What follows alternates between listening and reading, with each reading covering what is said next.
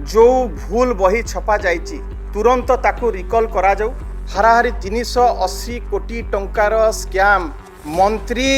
ए जो केलेंकारी रे सी लिप्त अछंती। जो माने ए स्कैम रे संपृक्त अछंती गवर्नमेंट ऑफिशियल नोटिफिकेशन बाहरिला नाही। आजिर सांबादिक सम्मेलन को समस्त को स्वागत करुच्ची।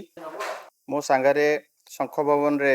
आज उपस्थित अछंती बिजु छात्र जनता दलर सभानेत्री इप्सिता साहू महोदया। आज एक अत्यंत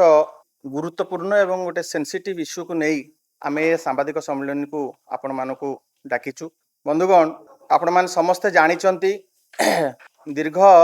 2 सप्ताह धरी जोपरि भाबरे भूल बही छपा को नहीं, त्रुटियुक्त बही छपा को नहीं समग्र भारत वर्ष रे ओडिशा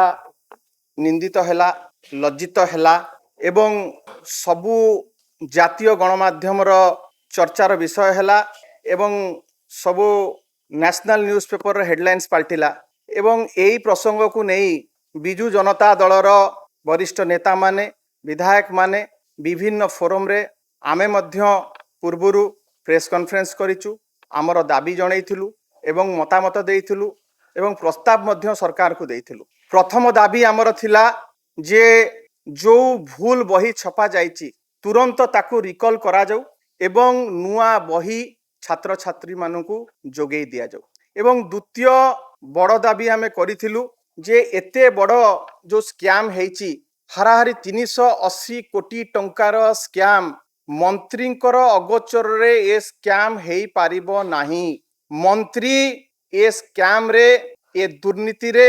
ए जो केलेंकारी रे से लिप्त अछंती। माननीय मुख्यमंत्री तुरंत ताकू बहिष्कार करंतु, ये थिला हमर द्वितीय दाबी। एवं तृतीय कथा आमे कहिथिलु जो संपृक्त अधिकारी माने एथरे लिप्त अछंती तांको विरुद्ध रे दृष्टांतमूलक कार्यानुष्ठान ग्रहण करा जाऊ एवं तांको मानकु डिसमिस करा जाऊ एवं कंपलसरी रिटायरमेंट दिया जाऊ, जेमिति कि परवर्ती समय रे आर केबे पुनरावृत्ति हबो नाही। एवं चतुर्थ कथा आमे कहिथिलु जे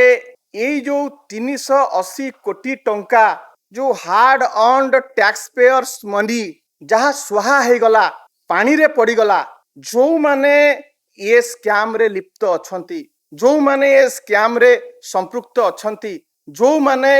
आर प्रच्छद पटर खलनायक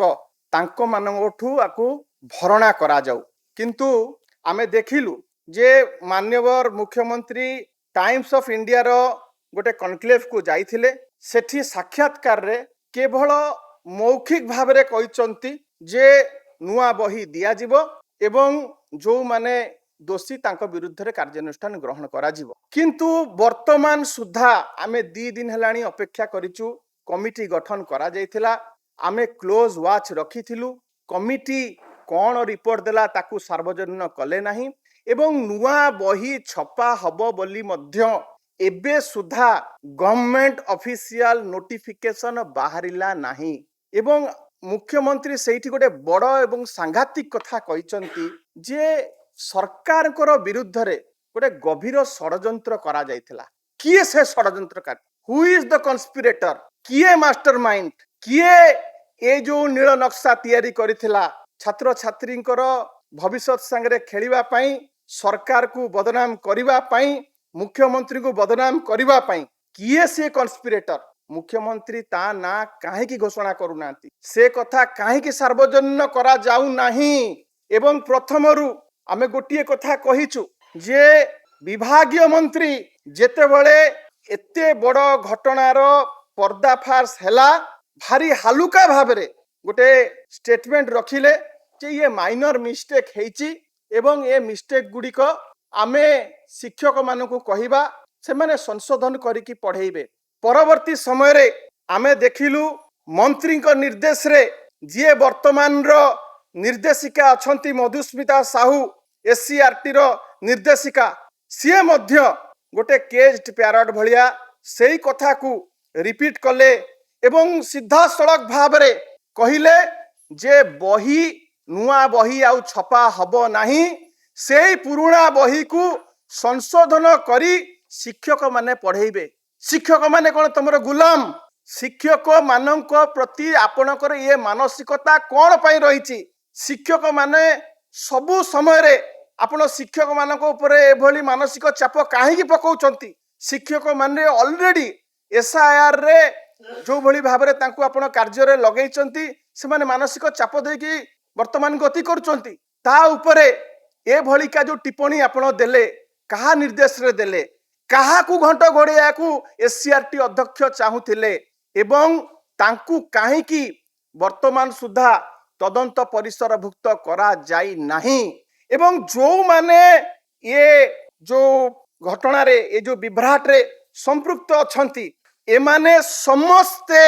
गोटे देशद्रोहर काम करिचंती they should be booked under sedition charges ये आपण गतकाली आमे देखिलु 3 जण 4 जण को आपण तलतलिया ऑफिसर से पूर्वतन जे निर्देशक थिले एवं किछि असिस्टेंट डायरेक्टर मानकू आपण खाली तांको विरुद्ध रे कार्यानुष्ठान करी नेकिना ताको निलंबन कर देकी आपण केरांडी धरिकी बालिया को खसै दवा को बसिचंती बर्दाश्त करा जीव नाही जेते पर्यंत मुख्य अभियुक्त जो माने ए कार्य रे संपृक्त एवं जड़र शेष पर्यंत न जाइचंती इन्वेस्टिगेशन हेनी एवं दोषी को दंड मिली नाही बिजू जनता दल चुप बसिबो नाही आमे केवल विरोध पाई विरोध करूना आमे सरकार को सफिशिएंट समय मध्य देलु एवं गोटे तदंत कमिटी ऊपर आमे वाच रखिथिलु किंतु आमे देखिलु ये सरकार केबे भी गोटे उचित गोटे राइट डायरेक्शन रे ये जाऊ नाही एमाने वर्तमान जानी पारु नाहंती ए भलिका जे माने कार्य करिसंती आंको जो मैग्नीट्यूड जो इंटेंसिटी रो डैमेज हेछि स्कूल और मास एजुकेशन डिपार्टमेंट को एवं इन टोटल जो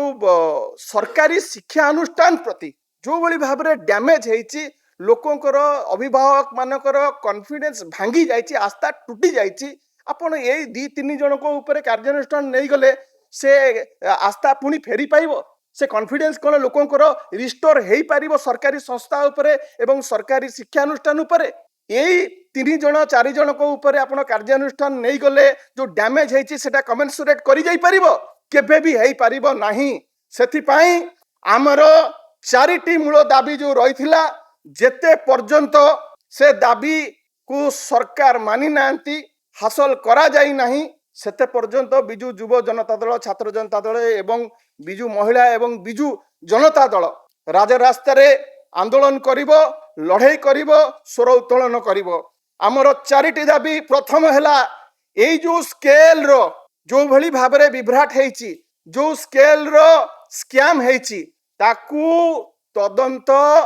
एई राज्य सरकारंकर कोनोसी संस्था करि पारिबो नाही सीबीआई तदंत करा जाओ एवं मुख्यमंत्री तुरंत जीए मुख्य कार्पटदार 380 कोटी टकार स्कैम विभागीय मंत्री अगोचर रे केबे भी हेई पारिबो नाही विभागीय मंत्री को तुरंत मुख्यमंत्री बहिष्कार करंतु जो अधिकारी माने एथरे संपृक्त अछंती तांकू डिसमिस करा जाऊ तांकू जेल पठा जाऊ पिला मानकर भविष्य संगे से माने खेलिचंती पिला मानकर भविष्य हत्या से माने करिचंती छोट छोट कुनी कुनी पिला मानकर फ्यूचर रो मर्डरर से माने तांकू जेल पठा जाऊ एवं चतुर्थ ए जो माने संपृक्त अछंती तांको मानकठू भरणा करा जाऊ आर्थिक भाबरे ओडिशा गवर्नमेंट स्कूल आउ मास एजुकेशन डिपार्टमेंट जो फाइनेंशियल लॉस करिछि ताकू ए जो माने संपृक्त अछंती तांकर संपत्ति को बाज्याप्त करी कन्फिस्केट करी तांकोठू आदाय करा जाऊ ये hard on taxpayers money नचेत 48 घंटार समय दिया गला आसंता 48 घंटा भितरे जति सरकार आम दाबी न मानती ताहले बिजू युव जनता दल बिजू छात्र जनता दल 48 घंटा परे आंदोलन को ओह्लैब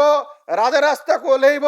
एवं तार आंदोलन को तीव्र तीव्रतर करिब ओडिशा व्यापी आंदोलन हब वर्तमान अनुरोध करुच्ची बिजू छात्र जनता दलर सभानेत्री इप्सिता साहू को सीतान वक्तव्य।